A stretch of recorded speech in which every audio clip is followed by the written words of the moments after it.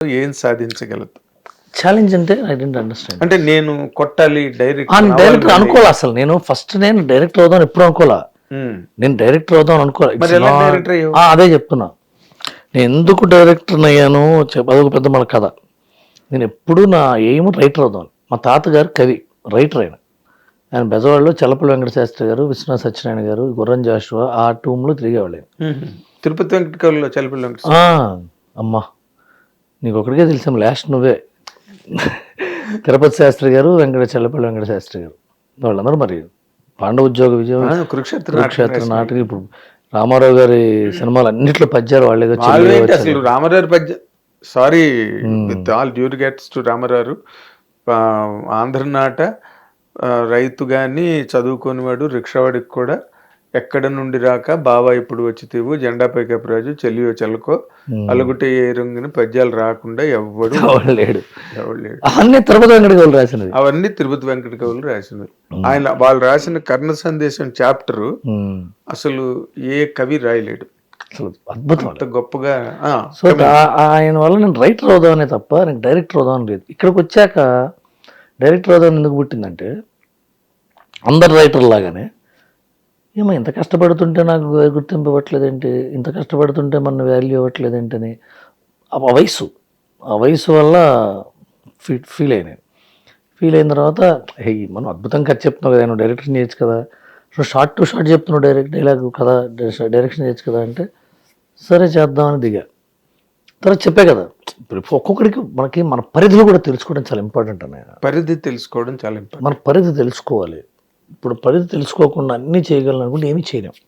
నేను నా skill set ఇది, స్వాట్ అనాలిసిస్ చేసుకోవాలి. Success, strengths, weaknesses, opportunities, threats, ఇవన్నీ మనం రాసుకుని బ్రెయిన్లో మనం ఇక్కడ అద్భుతం, ఇది వీకు, ఇది హెల్ప్ కావాలి మనకి, ఇది మన వల్ల కాదు, ఇది మనం హెల్ప్ చేయగలం ఇంకోళ్ళకి, ఇవన్నీ మనం ఎప్పటికప్పుడు అనుకుంటూ ఉంటే ప్రశాంతంగా ఇంటికి వెళ్ళి సాయంత్రం ఇంటికి వెళ్ళి భోజనం చేసి పడుకోవచ్చు. లేకపోతే ఇంటికి వెళ్ళే ముందు 2 పెగ్గులేసి వెళ్తారు టెన్షన్లో పడి. నాకు చీకటి పడ్డ తర్వాత 8 తర్వాత ఇంటికి వెళ్ళడంలో ఉన్న మజా, పొద్దున 9 లోపల బయటకు వచ్చేయటంలో ఉన్న మజా ఇంక దేంట్లోనూ రాదు నాకు. Most enjoyable time. మార్నింగ్ 9 కల్లా బయటకు వచ్చామంటే పని ఉన్నట్టు, మార్నింగ్ సాయంత్రం 8 కల్లా ఇంటికి వచ్చామంటే కుటుంబం బాగున్నట్టు. ఇంకేం కావాలి ఎంతకంటే. నువ్వు అంటే నువ్వు ఇందాక అన్నావు కదా, ఇది రైటర్ గా ఉన్నప్పుడు చిన్న చిన్న అసంతృప్తులు ఉండేవి అని చెప్పి, అది రైటర్స్ కి సినిమా ఇండస్ట్రీలో కామన్ అంటే ఎందుకు అయిందంటే, అదొక జబ్బన్న. ఇంతకుముందు కథ సత్యానంద్, మాటలు జంజాల, కథ జంజాల, మాటలు సత్యానంద్, కథా మాటలు పరచూరి బ్రదర్స్, కథ పరచూరి బ్రదర్స్, మాటలు సత్యమూర్తి, కథ ఎండమూరి వీరేంద్రనాథ్, పరచూరి బ్రదర్స్ మాటలు. ఇన్ని చూస్తుంటాను. డైరెక్టర్ ఎవడో, స్క్రీన్ ప్లే డైరెక్షన్ గోపాల్ గారు, కోదండారెడ్డి గారు, ఎస్ఎస్ రవిచంద్ర, మురళీ, కుప్పలు. తర్వాత ఏమైందంటే, ఈ డైరెక్టర్లు కథ వాళ్ళ పేరు వేసుకోవాలనే కుతూహలం మొదలైంది. రామ్ గోపాల్ శివ తర్వాత ఇంకెక్కువైంది. బట్ దానికి ఆర్థిక కారణం ఏంటంటే, ఈ రైటర్లు ఎక్కడో క్యాసెట్ దొబ్బుకొచ్చో, లేకపోతే ఒక సినిమా దొబ్బుకొచ్చో, నవల దొబ్బుకొచ్చో చేస్తున్నారు. మనమే ఏదో ఐడియా చెప్పి, ఒక 5 నిమిషాల ఐడియా ఈ మొత్తం అందరిని పెట్టి రాయించి కథా స్క్రీన్ ప్లే దర్శకత్వం వేసుకుంటే రేపొద్దున రీమేక్ రేట్స్ అమ్మితే మనకే వస్తాయి కదా మొత్తం డబ్బులన్నీ, ఈ రేట్లకి ఎందుకు ఇవ్వటం అని ఎవడికో పుట్టింది మాయరోగం. ఒక తిరిగితే మాయరోగం ఉంది, ఎవడికో ఒకడికి న్యాయోదయం అయింది. అప్పుడు కథ ఎంత వేసుకుని, కథ నాదండి, మీరు కావాలంటే కథా సహకారం, అసిస్టెంట్ ఉంటాయి కదా పేర్లు, స్క్రిప్ట్ అసోసియేట్, కథానువాదం, ఏదో కథా విస్తరణ, మూల కథ, మారుమూల కథ, పక్కింట్లో కథ ఏదో వేసుకోండి. లేదంటే ఎవడన్నా నిజంగా చెప్తే కథ, మరి నీది మూల కథరా, కథ నాది అని చెప్పడం. ఇలా గత 20 ఏళ్ళుగా 25 ఏళ్ళుగా జరుగుతుండటం వల్ల కథా రచయితలు తగ్గిపోతున్నారు.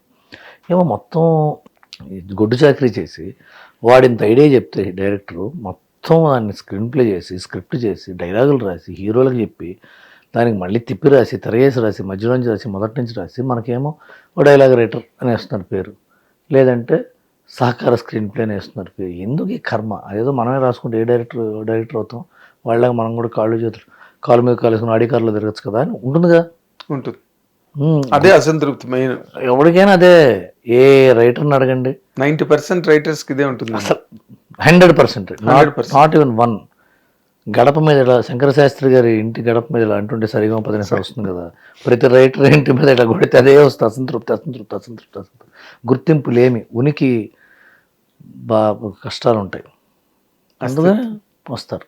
అదే అందుకని డైరెక్టర్లు వదలనుకుంటారు. కొంతమంది పలుకుతారు, కొంతమంది పలకరు. అదే ఇప్పుడు ఈ మధ్యన వచ్చిన శంకర్ వరప్రసాద్ గారు అండ్ అనిల్ రావిపూడి డైరెక్టర్గా మనం మాట్లాడుకుంటే, అనిల్ రావిపూడి అనే ఒక డైరెక్టర్ తాలూకా కంటెంట్ డ్రైవ్ ఈ మధ్య బాగా అతనికి, ఆయన సినిమాలు ఎక్కడో ఆ ఫ్రీక్వెన్సీని బాగా పట్టుకున్నాడు. ఆయన స్క్రీన్ ప్లే వచ్చిన డైరెక్టర్ అండి, అతనికి స్క్రీన్ ప్లే క్లారిటీ ఉంది, స్క్రీన్ ప్లే అద్భుతంగా రాయగలదు. అతనికి చదువుకున్నాడో, చదివిన వాళ్ళు పక్కనున్నారో, లేకపోతే స్వతహా అతని జన్మతహా వచ్చిందో, classic screen play writing structure అతను ఫాలో అవుతాడు. క్లాసిక్ స్క్రీన్ ప్లే స్ట్రక్చర్ అందరూ ఆమోదం పొందిన పెద్ద పెద్ద దర్శకులు, పెద్ద పెద్ద రచయితలు, హాలీవుడ్ వాళ్ళు, యూరోపియన్ రైటర్స్, లేకపోతే ఈ రాఘవేంద్రరావు గారు ఫాలో అవుతాడు, పూరి జగన్నాథ్ గారు ఫాలో అవుతాడు. క్లాసిక్ స్ట్రక్చర్ అతను ఫాలో అవుతాడు. Screen play brilliant screen play writer. ఆ తర్వాత మిగతా అన్నీ కథలు అందరూ చెప్తారండి, దాన్ని ఎలా చెప్పాలి, ఎలా చెప్పాలి, ఇప్పుడు ఒక అరగనగో రాజు, ఆ రాజుగారికి 7 కొడుకులు, అందరూ వేటకు పోయారని కథ ఉంది మన చిన్న. అవును, ఇప్పుడు పిల్లలు లేరు, ఎందుకంటే అందరూ యూట్యూబ్లో చెప్పట్లేదు అనుకుంటా కథ. అది ఫార్మాట్ లేదు, అనగనగా ఒక రాజు ఫార్మాట్ లేదు. మనం చెప్తే హర్ట్ అవుతారు కదా. ఇప్పుడు మనం ఇంటర్వ్యూ ముసలాడు మాడుకున్నట్టు ఉంటుంది ఇంటర్వ్యూ.